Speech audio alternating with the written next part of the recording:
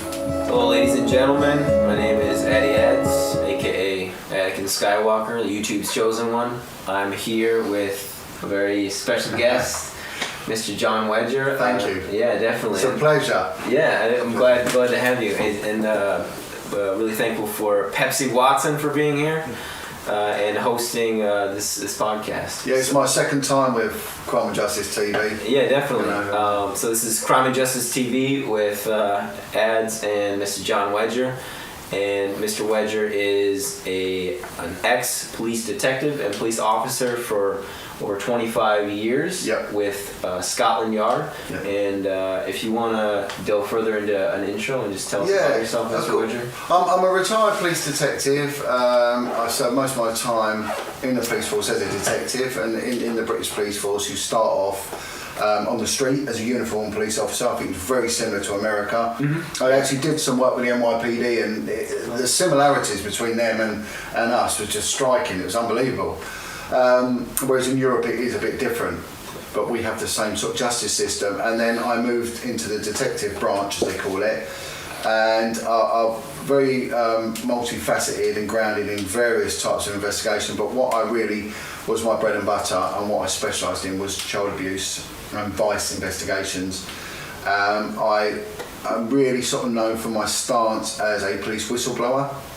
I blew the whistle on the deliberate cover-up of child prostitution within central London, and it did explode outwards. And in the UK, we are seeing these exposés all around now of child, what they call grooming gangs, but it's just really child prostitution gangs, and how prevalent they are, as well as how much the British government has covered stuff up generationally, you know. And in me speaking out, I come under monumental attack, and there was some very spiteful attempts to silence me, which really what they wanted was two things: either that I end up in prison or I end up committing suicide. Okay. And let's go back just a second for American viewers or people not from England who don't know exactly what Scotland Yard is. Of course, Could you just briefly explain that? Yeah, I mean, it goes back, and what I like about this interview is we have a nice relaxed approach. Crime and Justice are always good to me. They always let me have a little... Shout out to... we got Dr. Watson and Sherlock Holmes here for all of I like It's that. my childhood dream. We got this random American here with these two. What I would say, Dr. Watson, I wouldn't go to him with a medical problem. Definitely not. Although he did offer to give me a medical, but there we go. Now, Scotland Yard, let's go back. The UK is really the inception of global policing, and it's what is classed as a benchmark of excellence. And it's sad to see how it has demised over the last couple of decades, and that's a deliberate attempt, I believe, by the governments to sort of erode our policing. And I think they knew these exposures were coming out.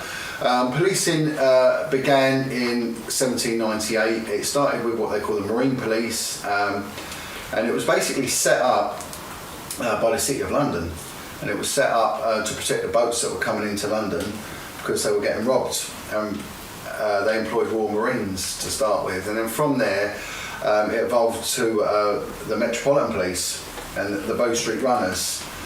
And before that, you didn't have a police force, you know. So Scotland Yard is basically England's police force. Is that? Everything's centred around London. Scotland Yard really is known for its detectives.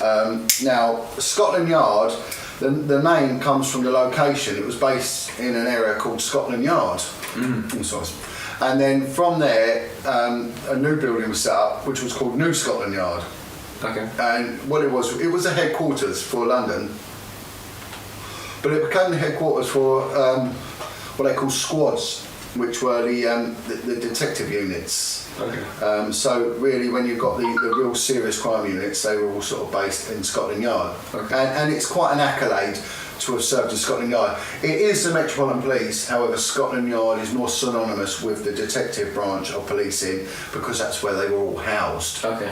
And that's consistent with what I've seen on Sherlock and Holmes.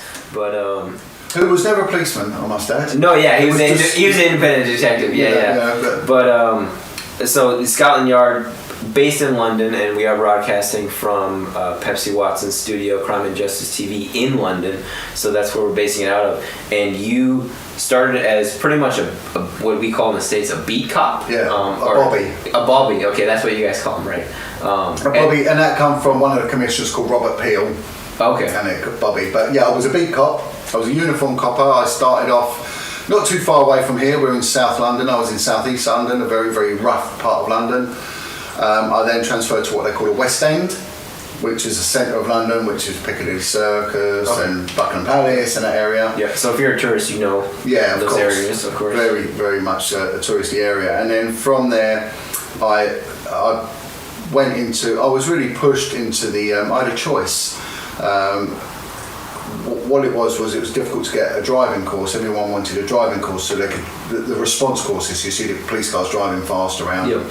When I joined the police, you had to do 5 years before you even got considered for a course. Okay. I was offered it quite young in my service, and my inspector saw my capabilities and my tenacity to investigate crime and said, look, if you take a driving course, you're going to be tied to uniform policing, you're better off in the CID.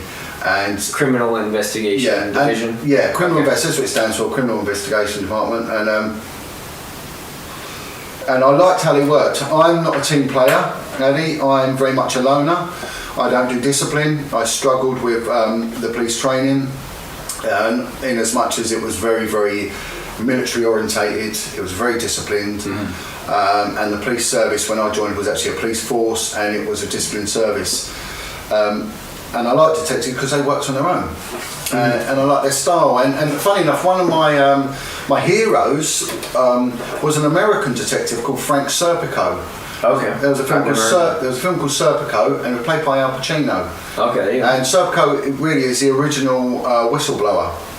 And a couple of years ago, getting off 3 years ago now, I actually shared a stage with Frank Serpico. He got in touch with me, heard about my plight, and offered to share a stage with me in Amsterdam, in Holland. Oh, wow. And I went out and met and spoke with Frank Serpico. And he's retired now, I'm sure. Oh, long since retired. They say you should never meet your heroes, and it was a bit true. He wasn't the man I thought he was. However, the film, that your American viewers will know it. Okay. You know, Yeah. and really because it was Al Pacino that was. Oh yeah, definitely. So that's happened, but how I ended up here in this situation was that So you started doing detective work. Which I really loved. Mm-hmm. And then you got into investigating crimes against, more generally sexual abuse crimes. Paedophiles. Right? Okay. Firstly, I was asked to investigate transient paedophiles that had sort of gone under the radar. Now, you have it in America that paedophiles are exposed, they're publicly exposed. Paedophiles started getting registered in the UK in 1997, and they had to sign a register. So the police knew who they were and they could risk assess these people. But these paedophiles started going missing and they didn't know where they went. And I was asked to look into them. And I found that they started, because the UK, because of geography has so much to do with everything really. The UK, especially London, it's a port, it's a river. And from there, the trade routes built up, and they built a canal network throughout the UK, which linked all the major rivers together. So before the road network, the canal network was there. Now it's used really as a recreational thing. It's no longer used for cargo. But we're going back to the 1700s. But people living on canal boats, these boats. And what was happening was that these paedophiles were actually going and living on these boats because they could avoid detection. The hideout, yeah. Yeah, they hide out exactly. I mean, there's a bigger lecture that I do on this. I actually do a lecture on this, the dynamics of how it works and the geography behind it and everything else. But that would just consume all our time, you know, and that would be a waste of time. It's a whole nother. Yeah, exactly. It's another talk, that one. And so I was told, look. We believe there's two paedophiles living on canal boats within London. If you can find a couple more, we'd be eternally grateful. So I was just given free rein. I was very good at street work. I was very good at recruiting informants. You know, street informants. Street informants. It was my thing. It was just what I was very good at, and it nearly actually cost me my life. which I can get onto a bit Yeah, later. yeah. Wait, is that from street criminals at this point, or is it? From It was. I'll show how it links in, but it was the Turkish mafia actually put a contract out to kill me, and that was it's all linked in with that. They had an assassination contract. Yeah. £40,000 put out to kill me. And when was this? 2004. Oh wow! So it was like 2004. 15 years ago already. Yeah. And it was real, and it was credible, And that obviously did not succeed. Why didn't that? Well, that didn't succeed because because of what I was doing, Why was the contract put out? Because I was very, very good at getting information, and I started seizing a hell of a lot of heroin. This is sort of going a bit away from it, but it has got like a connection to sort of what goes on. And how policing actually works, detective work works, because informants really are the hub of information gathering, because they're an extremely cheap and versatile way of getting information. Surveillance is long-winded and it's technical and there's a lot of legal connotations, whereas informants, you don't need any of that. Yeah. They're there, they know what's going on and they'll tell you. And people give information for a plethora of reasons. And legal reasons as well. Back then you could take out the competition. Some of them did it because they actually saw God. It was a justifiable reason. Some of them because it was the right thing to do, and others did it because they wanted a lesser reduction in their sentence, which was usually the more common one. What happened was I brought up children on my own, and I was doing a lot of stuff with children, and the guy who was given a contract, he respected me for that. He did, because he was. So he's like. He was a victim of child trafficking. Oh wow. And he was brought over for crime, and he said no. John Wedger's a good man. He actually gave himself up and went to the police about what happened, and he himself came in mortal danger on 3 major occasions for doing so. For not killing you.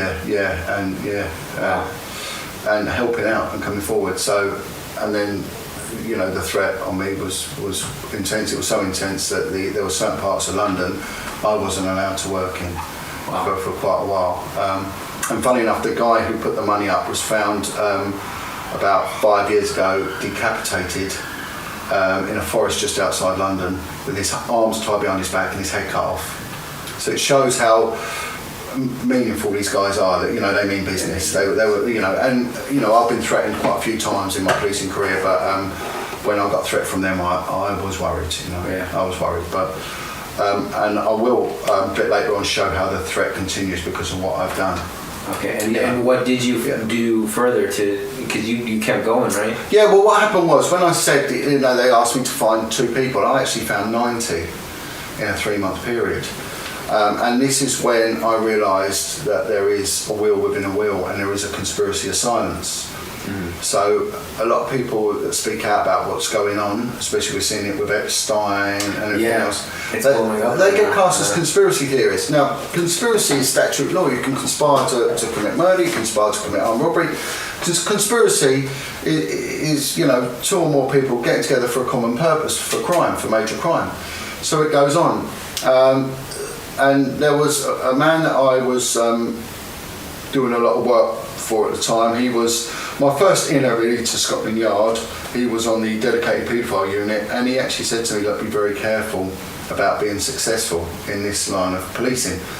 And the reason being, he said, you can be successful in anything else, they will love you and you'll do well and you'll get promoted for it. You get successful in this line of work, looking into paedophilia, you're in trouble. Why is that? Because from the surface, like people, that doesn't make any sense. It doesn't. Why would you get punished for? Do you know why? Because it involved politicians. He then told me about a Home Secretary that had come to notice on 1 and 2 occasions for his involvement with young male prostitutes, and he said on both occasions we were all silenced. And when you say young, how young? He never gave an age, but I will tell you the ages of the children I was dealing with was from 9 to 14. And I do know subsequently, because I deal with victims and survivors of abuse now, that they go a lot younger and it goes into the infant stage, and it's appalling and it's massive.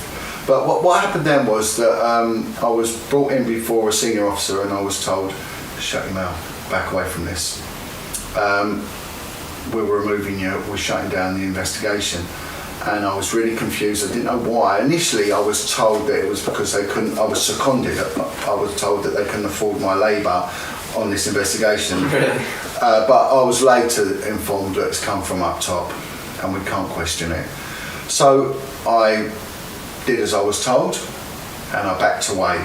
But then I moved to a Scotland Yard unit, an elite unit called the Vice Unit. Okay. And the Vice Unit had governance for quite a few little aspects of crime, and it was prostitution, gambling and drinking. Okay. All the vices really. But it was organised crime involving all three elements of it. And the British police is very, very clever in this, and because it's age old, the British police. So this is not something that has just cropped up. It's evolved this way. They compartmentalise their investigations. So things like prostitution will initially might come to notice of the uniform beat copper, Bobby, whatever, but it will soon be taken and given to a specialist unit. Now there's reasons for it.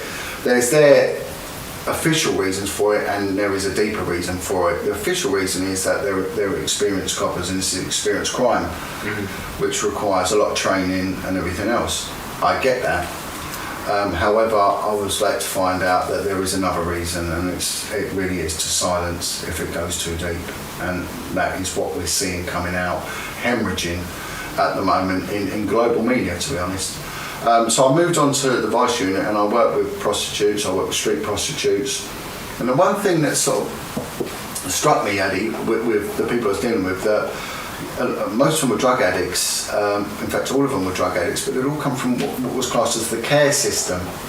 Okay. And these are children's homes, and they'd all been sexually abused as children, these prostitutes, and they'd ended up on heroin as a result of their lifestyle, and then they end up on the street to fund the drugs. But they were the eyes and ears of the street.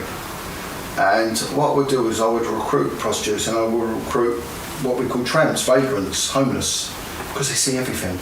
And I found out that the majority of the people that were on the street were drug addicts, and the majority of them had actually been abused themselves.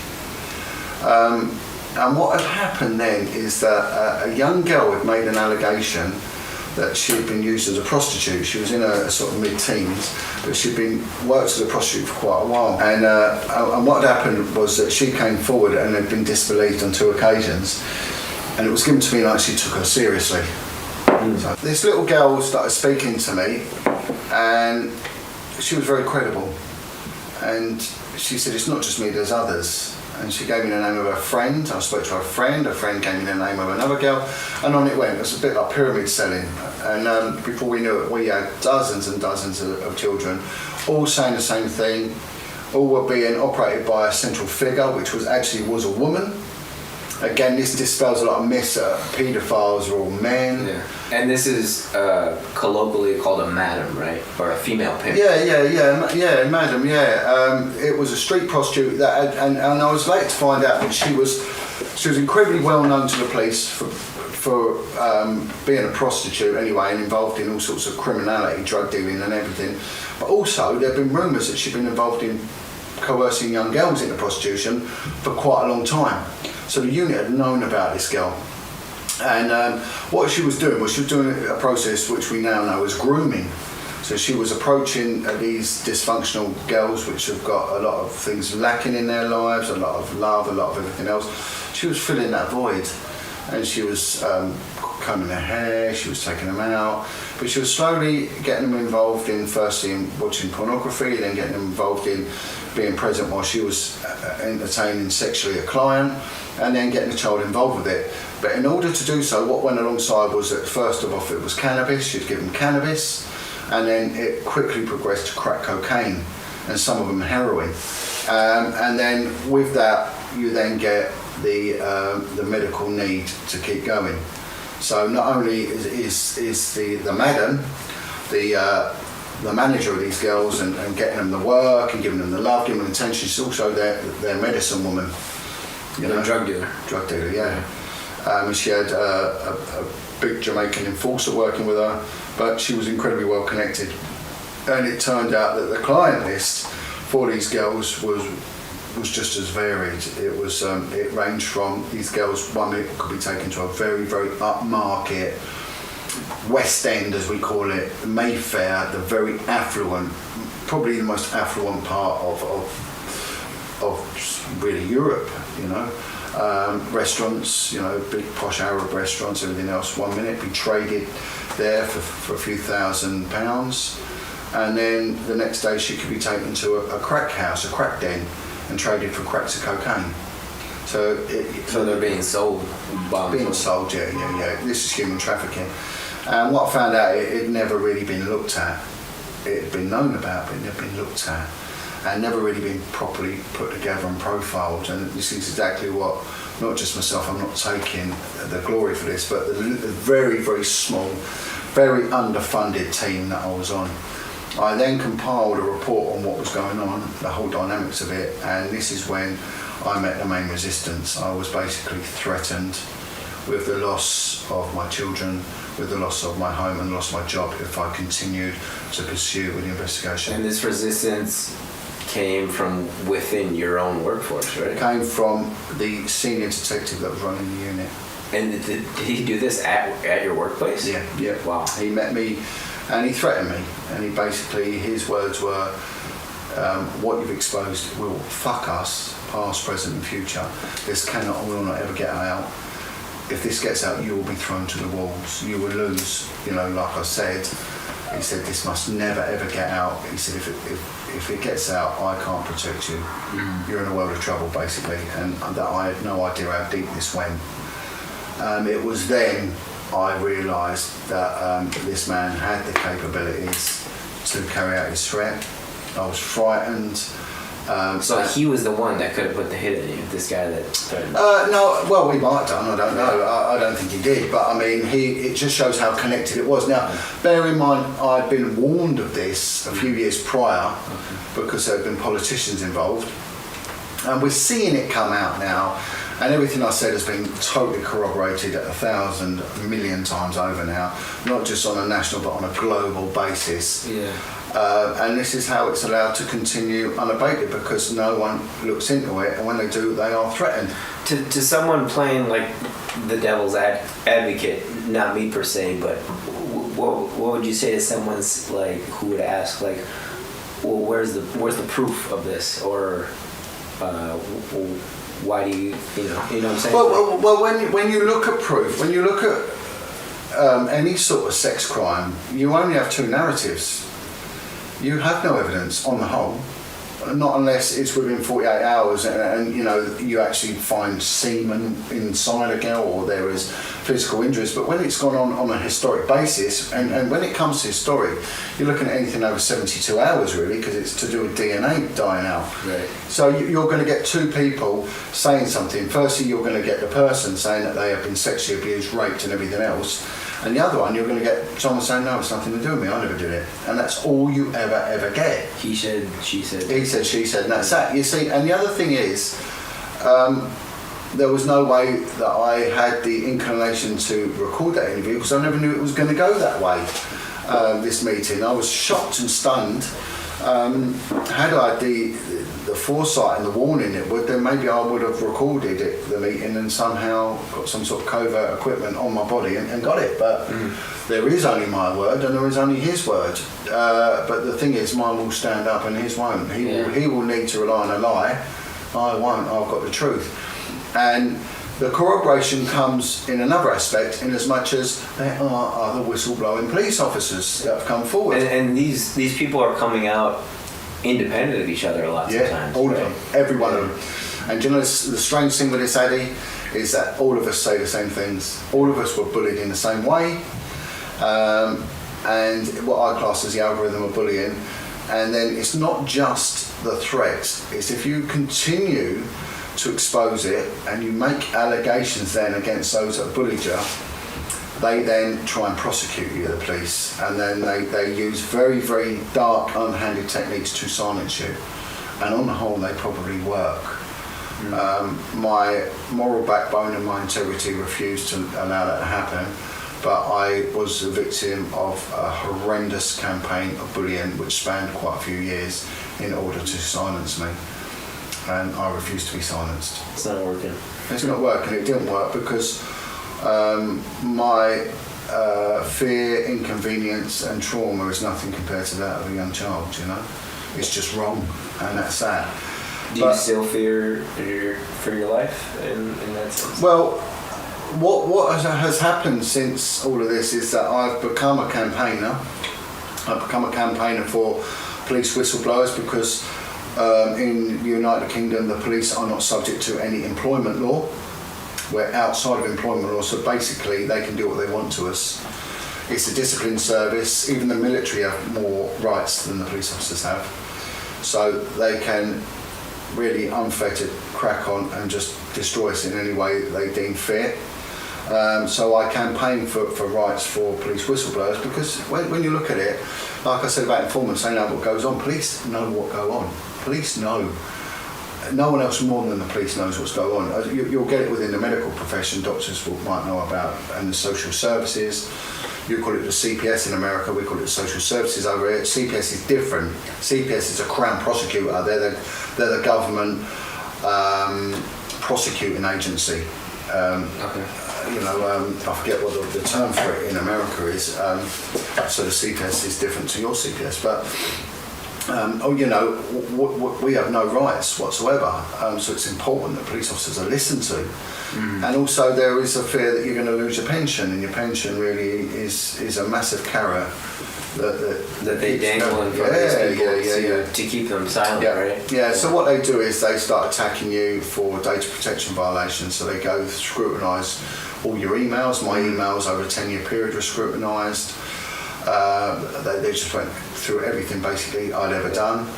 And then they compiled numerous charges to try and silence me. I think in the whole there were 3 major occasions containing 3 offences on each. There was about 9 offences that they placed against me, which they put to the public prosecutor, who dropped every single one. Really? Yeah, every single one was dropped. And basically all I said was, do what you want. You do what you want with me, but I will go to court, and this is what I will say. And I named all the officers that were involved and all those that not only attacked me but failed to do something. And it went right the way up to what we call a commissioner, and further down. Okay. And the commissioner's the head. The head of that force, yeah. But it does go deeper because... well, deeper, and even with what's going on in the States right now with Epstein, like I think it's like a global thing that's happening with kind of discovering this, and I think the internet is playing such a huge role in it. Of course. I mean, if you have an internet connection, like, are you going to silence everyone that has access to the internet? Like, I mean, what the UK are doing, they're not attacking the information. They're attacking the source of the information, which is a ploy that they've always used. And unfortunately, those that come forward are people of discreditable conduct. A lot of people that have